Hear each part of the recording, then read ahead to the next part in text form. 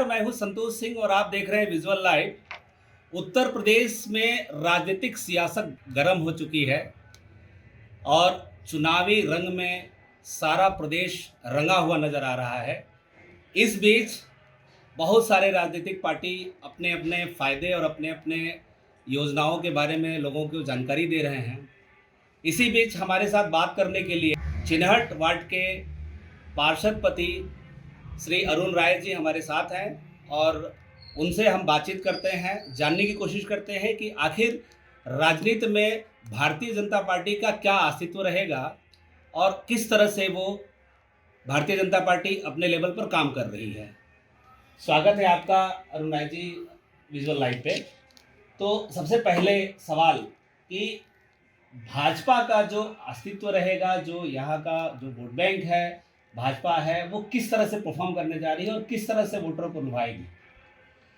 देखिए, भारतीय जनता पार्टी की जो पिछले सालों में सरकार में इतने कार्य किए गए हैं कि आज की डेट में किसी को लुभाने की ज़रूरत नहीं है। भारतीय जनता पार्टी को, भारतीय जनता पार्टी अपने कार्यों के दम पे, अपने विकास के दम पे, सबका साथ, सबका विकास, सबका विश्वास के दम पे प्रचंड बहुमत में सरकार बनाने जा रही है।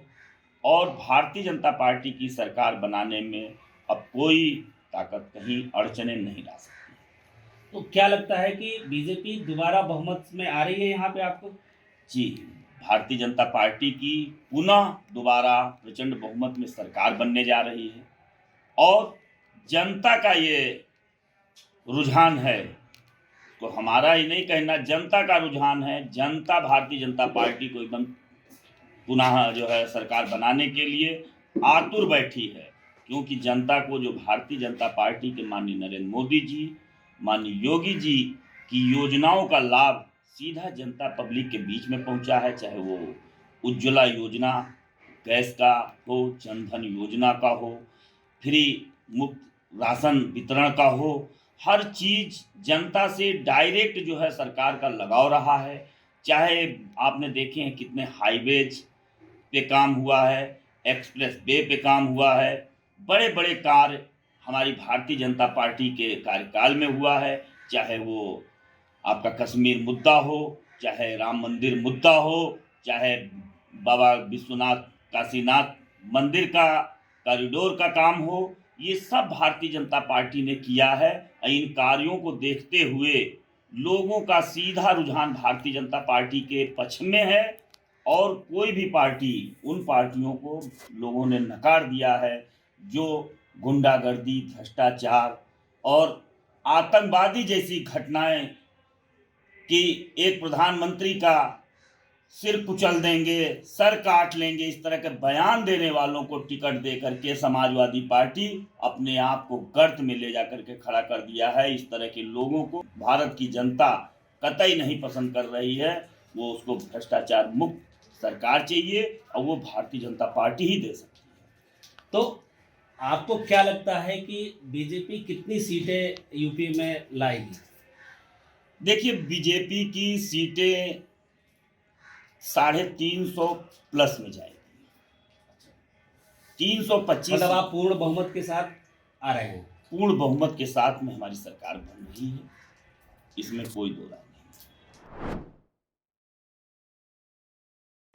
तो जैसा कि राय साहब, इस समय जो टिकट का बंटवारा को लेकर हर राजनीतिक पार्टी में घमासान हो रहा है, घमासान चल रहा है। बहुत सारे बीजेपी के लीडर जैसे स्वामी प्रसाद मौर्य जी बीजेपी से हट के वो सपा में शामिल हो गए। तो क्या लगता है कि ये नुकसान भाजपा को नहीं करेंगे? देखिए, भारतीय जनता पार्टी विश्व की सबसे बड़ी पार्टी है और स्वामी प्रसाद मौर्य जी भारतीय जनता पार्टी में आए, पार्टी ने उनका स्वागत किया। ये लोग सत्ताधारी लोग हैं, ये सत्ता लाभ में कहीं जाते हैं फिर भागते हैं, तो इनके पास कुछ नहीं है, कोई वोट बैंक नहीं है। स्वामी प्रसाद मौर्य के पार्टी से निकल जाने से हमारा कोई नुकसान नहीं हुआ है। मौर्य समाज, जिन समाज को लेकर के ये नेता बने हुए हैं फर्जी के, वो सारा समाज भारतीय जनता पार्टी के साथ है और भारतीय जनता पार्टी को ही वोट करने वाला है। कल कांग्रेस के एक बड़े लीडर है आरपीएन सिंह, वो भी भाजपा से जुड़े, तो क्या लगता है आपको भाजपा किस तरह से और मजबूत होगी?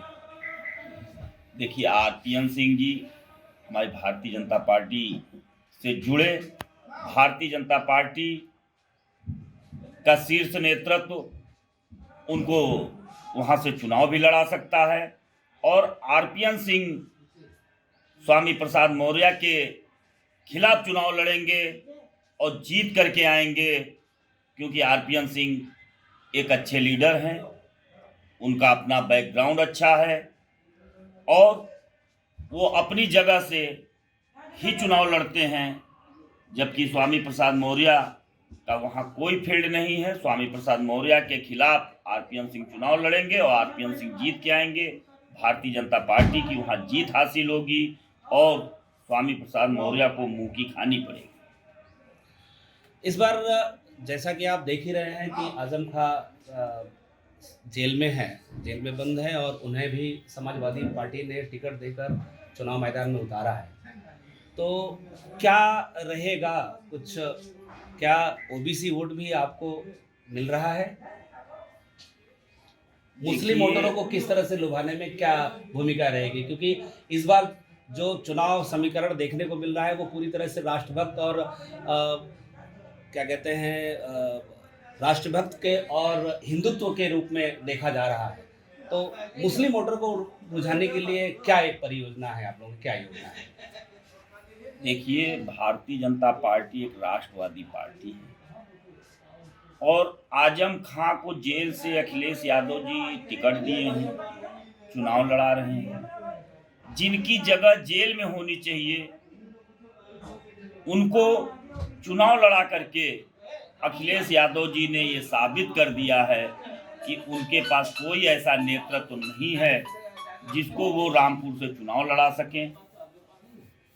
और आजम खां जैसे लोगों से जो वहाँ का मुस्लिम समुदाय ही नाराज है, मुस्लिमों के ऊपर ही उन्होंने अत्याचार किए हैं, इतने अत्याचार किए हैं कि मुस्लिम समुदाय ही उनके विरोध में खड़ा है। और मुस्लिम समुदाय के लिए मेरा यही कहना है कि भारतीय जनता पार्टी ने कभी भी जात पात भेदभाव जात धर्म का कुछ नहीं रखा है।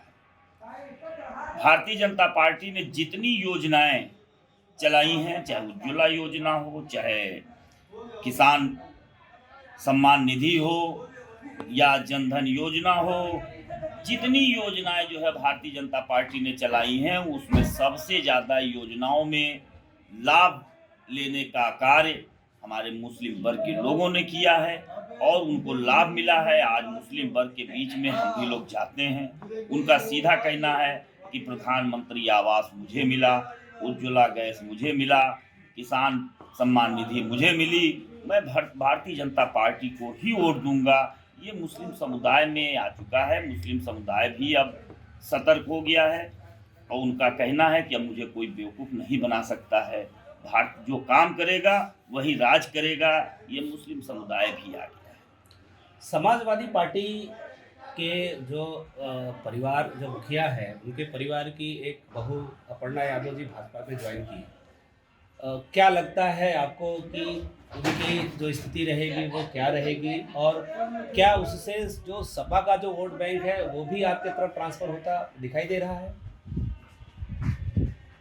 देखिए, समाजवादी पार्टी के मुलायम सिंह जी की बहू अपर्णा यादव जी हमारी भारतीय जनता पार्टी की सदस्यता ली। हमारे भारतीय जनता पार्टी में ने उनको सर्व सम्मान पार्टी की सदस्यता दी है और उनको हमारा शीर्ष नेतृत्व कहाँ एडजस्ट करेगा, उनको क्या। अपर्णा यादव जी एक लोकप्रिय नेता हैं।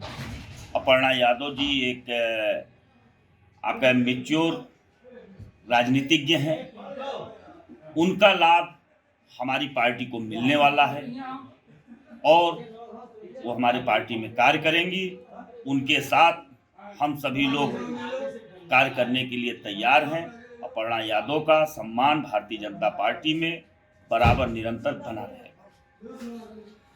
तो ये थे अरुण जी। अरुण जी, आपने विजुअल लाइव से बात किया, इसके लिए आपको बहुत बहुत धन्यवाद।